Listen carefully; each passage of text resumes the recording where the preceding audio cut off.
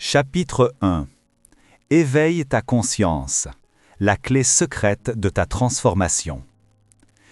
Il y a un instant où tout bascule, un souffle qui devient regard, une respiration qui devient présence. Imagine une salle sombre, la poussière dans la lumière visible comme des siècles de pensées accumulées. Tu avances lentement, chaque pas résonne comme une décision intérieure. Ce chapitre commence dans ce silence habité. Le monde extérieur s'efface juste assez pour que tu entendes quelque chose de plus ancien, et pourtant neuf, le murmure de ta conscience. La conscience n'est pas un simple témoin, elle est une architecture vivante qui se reconstruit chaque fois que tu prêtes attention. Les neuroscientifiques l'ont montré, le cerveau n'est pas figé, il se réorganise. Des chercheurs comme Michael Merzenich et les travaux compilés par Norman Doidge ont popularisé l'idée de neuroplasticité, la capacité du cerveau à se réformer par l'expérience. Des études de Sarah Lazar et Britta Hölzel ont même observé des changements dans la densité de matière grise après des programmes de pleine conscience, particulièrement dans l'hippocampe, siège de la mémoire et de l'apprentissage. Ce n'est pas une métaphore, c'est une transformation mesurable et accessible. Devant toi se présente une porte invisible. Pour l'ouvrir, il ne suffit pas de volonté brute, il faut présence, vibration, intention. La physique moderne nous rappelle que l'observateur n'est jamais neutre. Depuis les premières expériences de la double fente jusqu'aux tests d'intrication qui ont confirmé l'étrangeté quantique, la nature a montré que l'acte d'observer interfère avec ce qui est observé. Alain Aspect et d'autres ont mis en lumière cette danse subtile entre mesure et phénomène. Cela ne veut pas dire que ta conscience crée tout de zéro, mais elle colore, elle amplifie, elle oriente. Les grandes traditions spirituelles le savaient sous d'autres formes. Les stoïciens parlaient d'éveil intérieur. Viktor Frankl, dans sa quête de sens après l'insoutenable, a montré que même dans les pires conditions, la conscience peut trouver une orientation libératrice. La psychologie contemporaine, avec les approches cognitives de Aaron Beck, indique que nos pensées façonnent nos émotions et nos actions. Ce que je te propose ici n'est pas une fuite hors du monde, c'est une reconfiguration de ta relation au monde. Prends un moment maintenant, ferme les yeux si tu veux, sens ton cœur, écoute les battements qui tissent la toile de ton être. Des recherches menées à l'Institut HeartMath par Rolin McCrathy et ses collègues suggèrent que la cohérence cardiaque influence la régulation émotionnelle et la clarté cognitive. Le nerf vague dialogue sans cesse entre cœur et cerveau. Lorsque ton cœur entre en cohérence, ton esprit s'apaise et ta fenêtre de choix s'élargit. Ce lien physique nous donne un point d'ancrage simple et puissant. Respirer en conscience transforme la chimie même de ton cerveau. Et si je te demandais maintenant, quelle image de toi ta conscience continue-t-elle de projeter sur le monde, et que se passerait-il si tu choisissais une image différente? Cette question est une invitation et une enquête. Éveiller sa conscience n'est pas ajouter une couche morale ou prescriptive, c'est apprendre à reconnaître les automatismes qui gouvernent tes jours, les jugements répétés, les peurs copiées, les scénarios que tu rejoues.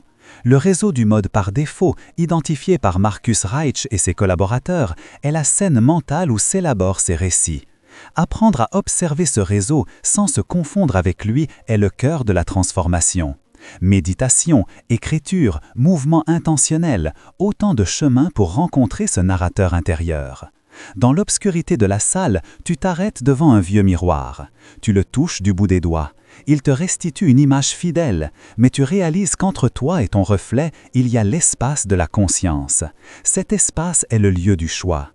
La neuroplasticité promet que si tu t'entraînes à choisir, les circuits se réarrangent pour soutenir cette nouvelle habitude. Ce n'est pas instantané, mais c'est inévitable si tu persistes.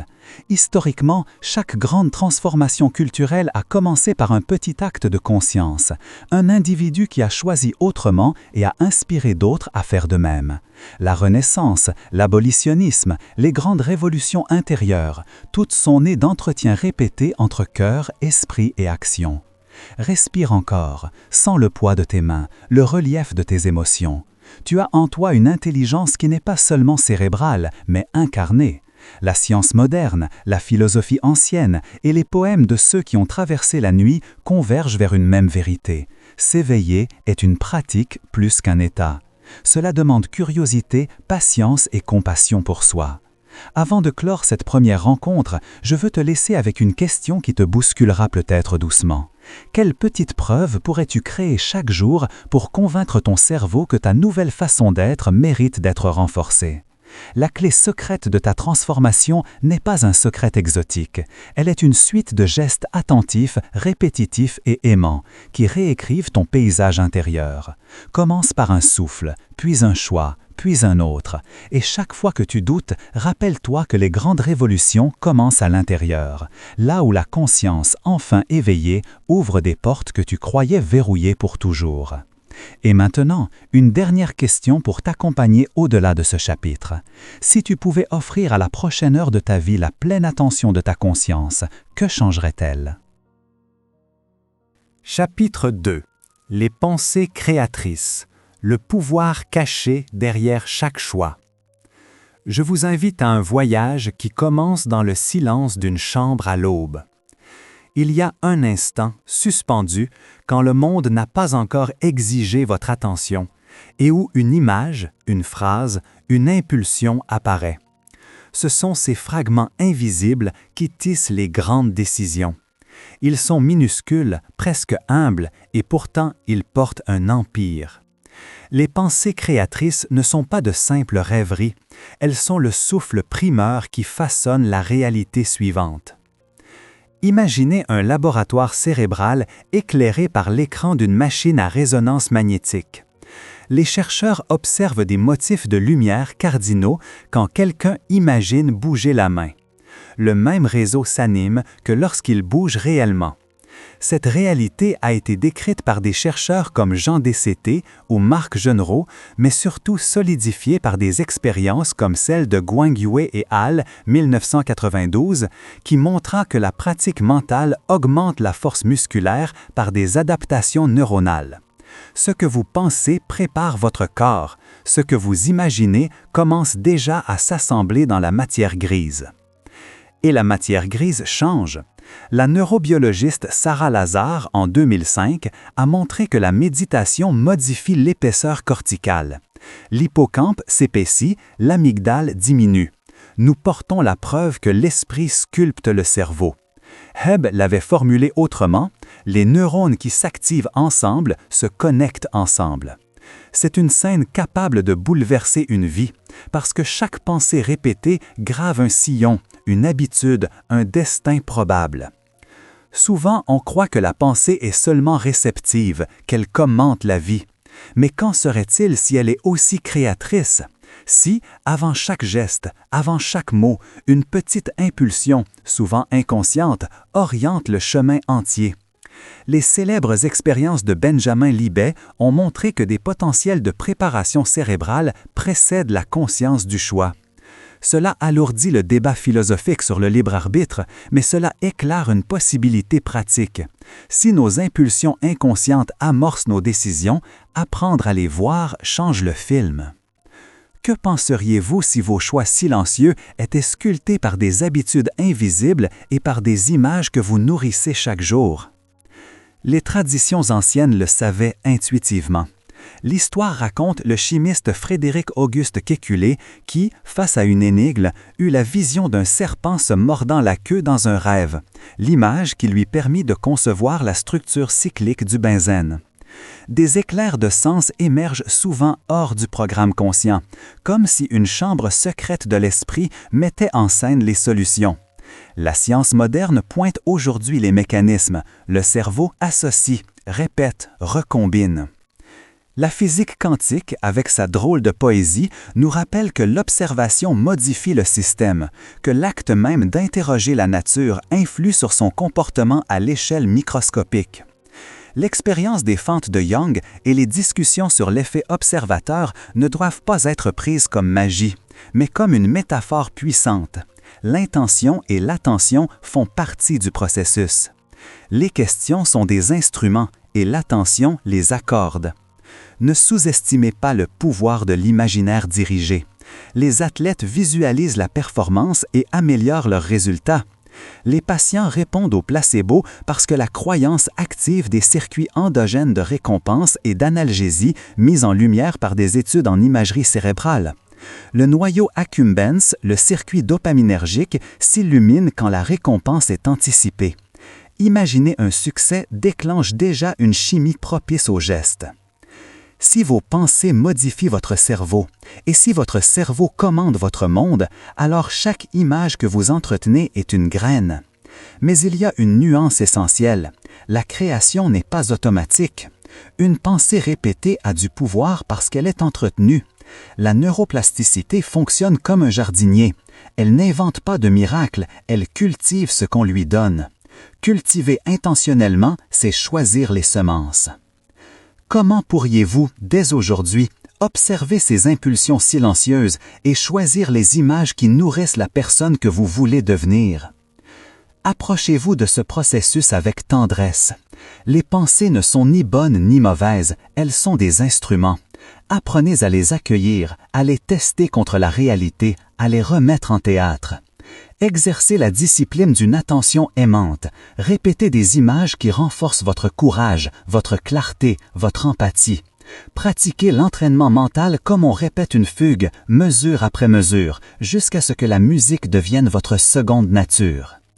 Et souvenez-vous que la création commence par une question humble et persistante. Que veux-je inviter dans ce monde aujourd'hui? Osez transformer la petite impulsion en direction consciente. Osez regarder vos choix comme des œuvres en devenir, parce que le pouvoir caché derrière chaque choix n'est pas quelque chose à obtenir hors de vous. Il est déjà là, tapi dans les pensées que vous entretenez. Écoutez-les, choisissez-les, cultivez-les et regardez la vie répondre en écho. Chapitre 3. Émotions et vibrations. Le langage secret de l'âme. Al-Nilam parle doucement. Imagine une grande salle sombre éclairée par une seule lumière, lente, qui balaie les visages assis en cercle. Chaque respiration soulève un voile de poussière qui scintille comme si chaque particule portait un souvenir. Les émotions entrent ainsi dans la pièce, sans annonce, sans permission, et pourtant elles organisent tout ce qui s'y passe. Elles sont la musique sous-jacente, la fréquence qui règle la danse des corps et des décisions. Les neurosciences modernes nous disent que ce n'est pas une métaphore vide. Antonio Damasio, dans ses travaux, et notamment dans Descartes-Serror, a montré que les émotions ne sont pas des intruses sur la raison, mais ses alliés indispensables. Les patients qui ont perdu la capacité émotionnelle suite à lésions cérébrales voient leur choix rationnel s'effondrer, parce qu'il manque l'élan affectif qui donne valeur aux options. Notre cerveau n'est pas une machine froide, il juge, il préfère, il aspire par le biais des états affectifs qui vibrent au cœur du système limbique. Et puis, il y a le corps tout entier qui participe à ce langage. La théorie polyvagale de Stephen Porges nous rappelle que la nervosité, la sécurité, la disponibilité sociale sont signaux physiologiques gouvernés par le nerf vague. Ce nerf module nos réactions et, par effet domino, nos relations. En d'autres termes, sentir la chaleur d'un regard, une voix qui apaise, c'est littéralement une résonance physiologique. Pause. Sens-tu ce léger frisson sous la peau quand un souvenir revient, quand une mélodie te touche? Les chercheurs ont aussi mis en lumière des mécanismes encore plus fascinants. Les neurones miroirs découverts par Rizzolatti et son équipe expliquent en partie pourquoi la joie ou la douleur d'un autre nous traverse presque immédiatement. Un sourire perçu active en nous les mêmes circuits qu'un sourire vécu. Des études d'imagerie fonctionnelle montrent que la frontière entre percevoir et éprouver est souvent floue. La cognition et l'émotion s'enlacent.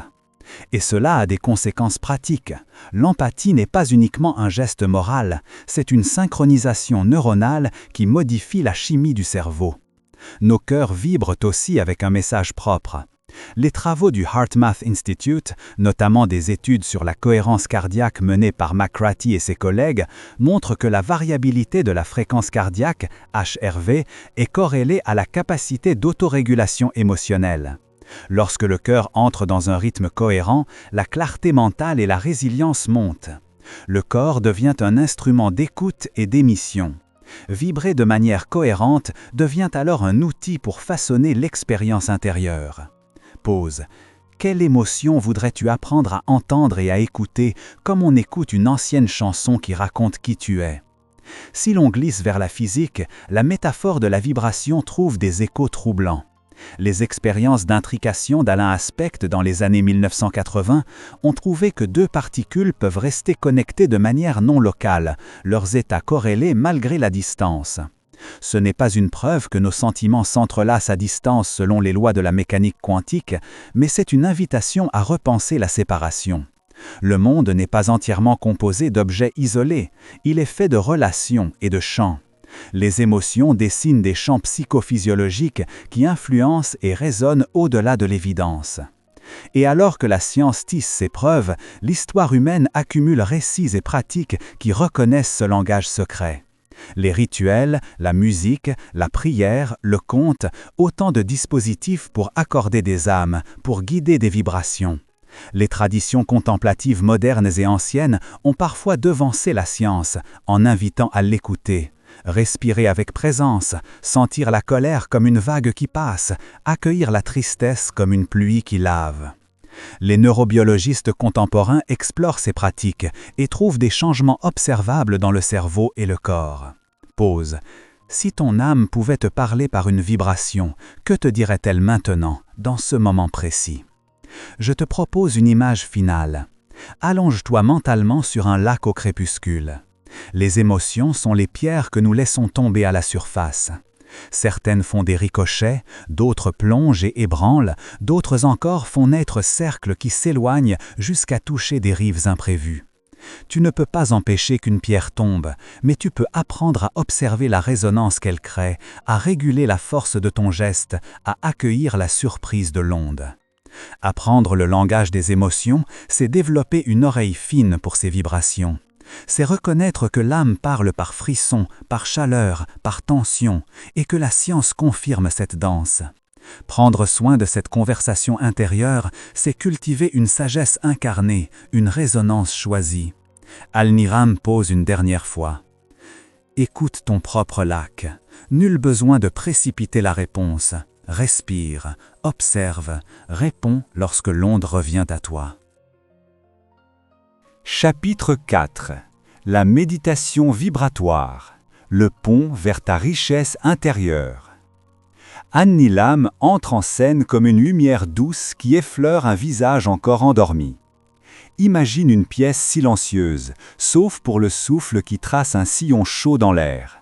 Les murs semblent absorber le temps. Tu poses une main sur ta poitrine et tu sens une vibration, subtile, régulière, comme le cœur d'une planète. C'est la première note d'une mélodie intérieure que la méditation vibratoire peut révéler.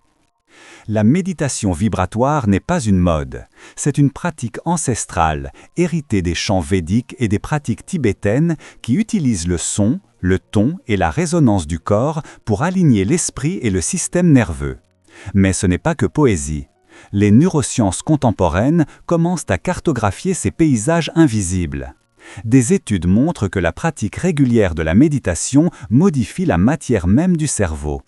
Des travaux dirigés par Sarah Lazar à Harvard 2005 ont observé une augmentation de la matière grise dans l'hippocampe et des zones impliquées dans la régulation émotionnelle chez des méditants. Antoine Lutz et Richard Davidson ont enregistré des oscillations gamma d'amplitude élevée chez des moines bouddhistes pendant des états de compassion et d'attention soutenue, PNAS 2004. Ce qui était autrefois mystique devient mesurable. La vibration n'est pas seulement un son, c'est la fréquence à laquelle tu choisis de vivre. Quand tu chantes, murmures ou simplement prolonges une voyelle en silence, tu engages des boucles respiratoires, des cordes vocales et un réseau sensoriel qui embrasse le cortex, le tronc cérébral et le cœur. L'Institut HeartMath a mis en évidence l'importance de la cohérence cardiaque pour l'équilibre émotionnel. La variabilité de la fréquence cardiaque, indicatrice d'une bonne régulation vagale, augmente avec des pratiques respiratoires et des techniques de résonance interne. En d'autres termes, la vibration modulée calme l'amygdale et renforce le préfrontal, et cette transformation neurophysiologique ouvre une fenêtre vers une richesse intérieure stable. Regarde autour de toi. Combien de richesses cherches-tu à l'extérieur pour combler un silence intérieur qui se tend comme une corde? La méditation vibratoire est un pont. Elle transforme la tension en musique, l'étirement en accord. Chaque note que tu laisses résonner dans ta cage thoracique devient une petite victoire contre l'impatience, contre la peur que tu éprouves parfois au cœur de la nuit. Quelle fréquence t'appelle maintenant, si tu fermes les yeux et écoutes ton corps comme on écoute la mer? L'expérience est sensorielle. Commence par un bourdonnement dans l'exhalation, un hum bas qui vibre dans la poitrine. Permets à cette vibration de descendre jusqu'au plexus solaire, puis de remonter au palais. Au fil des semaines, ton système nerveux s'adapte. La plasticité cérébrale, mise en lumière par des chercheurs comme Michael Merzenich, confirme que les circuits se remodèlent selon l'usage. En répétant une vibration d'apaisement, tu reconnectes des réseaux préfrontaux plus sereins, tu diminues l'empreinte émotionnelle des vieux scénarios. Tu n'effaces pas l'histoire, mais tu réécris la manière dont tu y réponds. Il y a aussi un élément quantique, mais non pas pour te vendre une magie. La physique contemporaine nous rappelle que l'observateur influe sur le phénomène observé. Le simple fait d'attentionner une sensation la modifie. Cet effleurement entre conscience et matière se reflète dans la méditation vibratoire. La vibration devient à la fois instrument et miroir. Des chercheurs en neurosciences ont montré que l'intention dirigée pendant une pratique méditative modifie les patterns neuronaux de manière durable, Holzel et al. 2011, prouvant que l'acte de prêter attention transforme la biologie. La richesse intérieure qui naît de cette pratique n'est pas un compte en banque, mais un capital de calme et d'ouverture. Elle te rend disponible à la créativité, à la décision claire, à la générosité sans calcul. Ce type de richesse amplifie ta résilience face aux crises qui t'aide à reconnaître les opportunités que l'angoisse dissimule. Respire profondément. Laisse un son long et modulé sortir de toi. Sens-le vibrer dans ta gorge, dans ta cage, dans tes molaires. Observe comment le paysage mental se décante. Note les pensées qui surgissent, sans t'y accrocher. Elles sont comme des nuages traversant un ciel sonore que tu tiens en écharpe. Si tu t'exerces, si tu pratiques quelques minutes chaque matin, tu installes une habitude neuronale qui vaut plus que 1000 résolutions. Cela demande discipline et douceur. Commence par 3 minutes, puis 5, puis 15. Intègre une simple routine de résonance le matin et avant un moment stressant. Les preuves montrent que même des interventions brèves, répétées, modifient l'activité du réseau neuronal de repos, le fameux Default Mode Network, souvent lié à la rumination. En apaisant cette oscillation mentale, tu crées de l'espace pour l'intuition et la clarté. Quel coffre intérieur t'ouvriras-tu demain si tu continues à vibrer aujourd'hui? Enfin, souviens-toi que la vibration est un langage partagé. Elle t'unit aux autres par résonance. Lorsqu'un groupe respire et vibre ensemble, des phénomènes d'harmonisation physiologique apparaissent, synchronisation cardiaque, réelle empathie amplifiée. C'est là une petite révolution intime. La richesse intérieure se propage et enrichit ce qui t'entoure. La méditation vibratoire t'offre un pont. Il te mène de l'individuel au collectif, de la peur à la sagesse incarnée. Les dernières minutes de cette séance imaginaire te laissent avec une question comme une petite porte entr'ouverte. Quelle action simple vas-tu poser maintenant pour honorer ce pont qui t'attend? Reste quelques instants dans le silence après ta dernière vibration, écoute l'écho. C'est peut-être la plus précieuse des richesses. La capacité à revenir à soi, encore et encore, comme on revient au rivage après chaque marée. Chapitre 5. Vivre en alignement. Le choix conscient d'une vibration élevée. Al-Nilam entre en scène comme une lumière douce qui caresse les bords d'une pièce encore sombre. Il y a des matins où tout semble réglé par une horloge invisible, une cadence qui n'appartient ni à la logique ni au hasard, mais à la fréquence intime de notre être. Vivre en alignement, c'est apprendre à entendre cette horloge intérieure, à écouter la vibration qui nous gouverne avant même que le monde ne nous impose la sienne. C'est un acte aussi ancien que l'humanité et aussi moderne que la découverte d'un neurone qui se souvient. Je pense aux scribes stoïciens, aux moines qui chantaient au rythme du cœur, aux scientifiques qui mesurent aujourd'hui des signaux que nos ancêtres savaient lire intuitivement. La neuroscience nous dit que la répétition façonne le cerveau. Des études comme celle de Sarah Lazar et al. En 2005 ont montré que la méditation assidue augmente l'épaisseur corticale dans des zones liées à l'attention et à la compassion. Richard Davidson a documenté comment une pratique contemplative modifie la réactivité de l'amygdale et la connectivité avec le cortex préfrontal. Autrement dit, notre niveau vibratoire n'est pas une métaphore vide, il se traduit par des circuits neuronaux réels et modifiables. Imaginez un musicien qui accorde son instrument avant de jouer. Chaque corde retient une mémoire, chaque tension influence la note. Nous sommes cet instrument. Les émotions, les pensées, les habitudes créent des tensions et des résonances.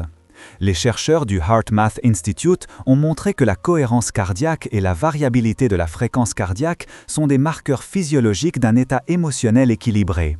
Quand le cœur et le cerveau dansent en synchronie, la clarté et la résilience émergent comme par magie. Le choix conscient devient alors une pratique, une discipline douce qui aligne intention et biologie. Prendre le chemin d'une vibration élevée n'est pas fuir la réalité. C'est au contraire l'habilité de la traverser avec plus de lucidité, de présence, d'empathie. Daniel Kahneman nous rappelle que nous sommes souvent gouvernés par des systèmes rapides et inconscients. Vivre aligné, c'est offrir au système lent, réfléchi, la chance de s'exprimer. Viktor Frankl nous a enseigné que le sens choisi au cœur de la souffrance transforme le destin. La science, la sagesse et l'histoire se rencontrent dans ce point lumineux, où l'on choisit de répondre plutôt que de réagir. Respirer devient un acte sacré. Marcher, se nourrir, parler, écouter, tout peut être sanctifié par la conscience. Le monde quantique, avec ses paradoxes et ses expériences d'intrication mesurées par Alain Aspect et d'autres physiciens, nous rappelle que la séparation absolue est une illusion. À une autre échelle, nous sommes reliés. Nos pensées, nos états vibratoires influencent notre champ et résonnent avec l'environnement. Cela ne signifie pas que la pensée seule crée mécaniquement la réalité, mais que la qualité de notre champ intérieur module nos choix, nos comportements et, à terme, nos relations et nos opportunités. Je vous invite à imaginer votre journée comme une bande sonore. Quelles sont les fréquences dominantes qui l'habitent? Peur, réactivité, course, jugement ou curiosité, gratitude, calme, choix. Chaque instant où vous optez pour la présence, vous réaccordez une corde. Chaque respiration consciente réduit l'amplitude d'un vieil pattern. Chaque geste guidé par l'intention alimente un réseau neuronal différent. Et sur la durée, ces réseaux deviennent votre nouvelle réalité. Prenez une pause maintenant. Où voulez-vous placer votre attention, aujourd'hui, de façon à recalibrer votre fréquence intérieure? Il y aura des résistances. Les habitudes ont une inertie biologique et sociale. Les environnements toxiques, les relations lourdes, les croyances héritées appellent à la prudence. Mais l'histoire humaine montre qu'un petit groupe de personnes alignées peut transformer des systèmes entiers. Le Harvard Study of Adult Development, suivi sur plusieurs décennies, confirme que la qualité des relations est le meilleur prédicteur de santé et de satisfaction de vie. Ainsi, choisir une vibration élevée, c'est aussi entretenir des liens qui nous soutiennent et nous élèvent. Comment faire concrètement ce choix conscient chaque matin, chaque heure? Commencez par 3 éléments simples et profonds. Ancrage, aspiration, action. Ancrage par la respiration ou la cohérence cardiaque. Aspiration par une intention formulée intérieurement, une direction plutôt qu'une exigence. Action par un petit geste qui incarne cette intention. La répétition de ces micro-choix engendre une macro-transformation. La neuroplasticité n'est pas une promesse lointaine, c'est une invitation quotidienne. Je vous laisse avec une image, une marée lente qui révèle des galets polis par le temps. Votre vibration élevée n'est pas une lumière soudaine qui consume tout, mais une mer qui lave en douceur les aspérités. Quand vous vous alignez, vous devenez plus net, plus simple, plus vrai. Cette vérité a le pouvoir d'irradier votre cercle, votre travail, votre histoire. Quel premier geste allez-vous choisir maintenant pour élever votre vibration et résonner différemment dans le monde ?